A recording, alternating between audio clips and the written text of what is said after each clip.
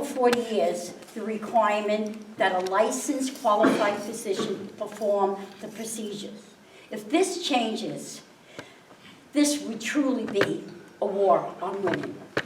Would you vote, if you're in office or yourself, would you vote to eliminate the number 10 abortion expansion proposals?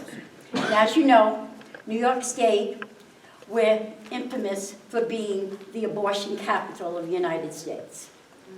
Do you want to Mr. address? Addabbo? Yeah, Mr. Addabbo. First.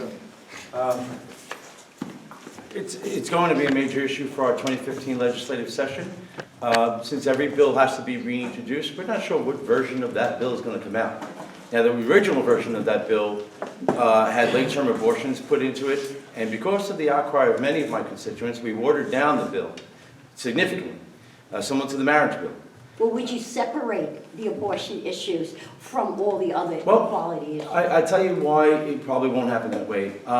That was done, and we did pass in the Senate the 9 pieces. Right. And we'd never bring out the 10th piece. Right. And in the Assembly, they voted for all 10. Right. And there obviously lies a difference. My guess is in the 2015 session, and I don't have a crystal ball, but if you want to assume that that is going to be the case, that if there are separate bills, I will vote for the 9, and I have to see the language on the 10th.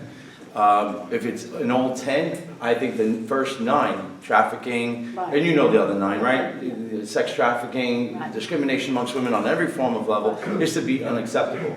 But it matters for me, the viability of the child. So late-term abortion, I will not accept.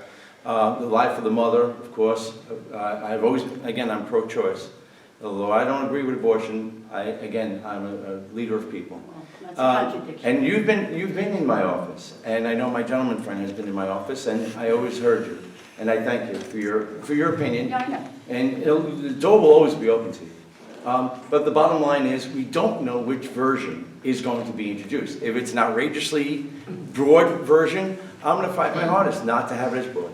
I know, but I appreciate it. But you also started your whole statement about how you listen to your constituents.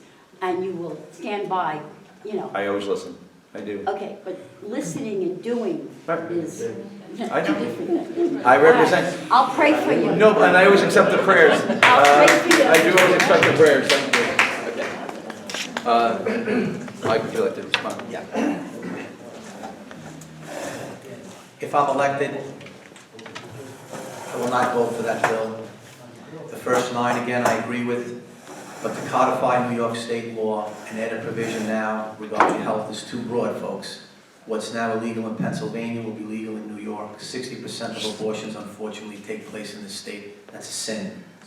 So my answer to you is, if I am your elected official at that time and that bill comes up, I will vote against it if the 10th bullet point is in that particular agenda.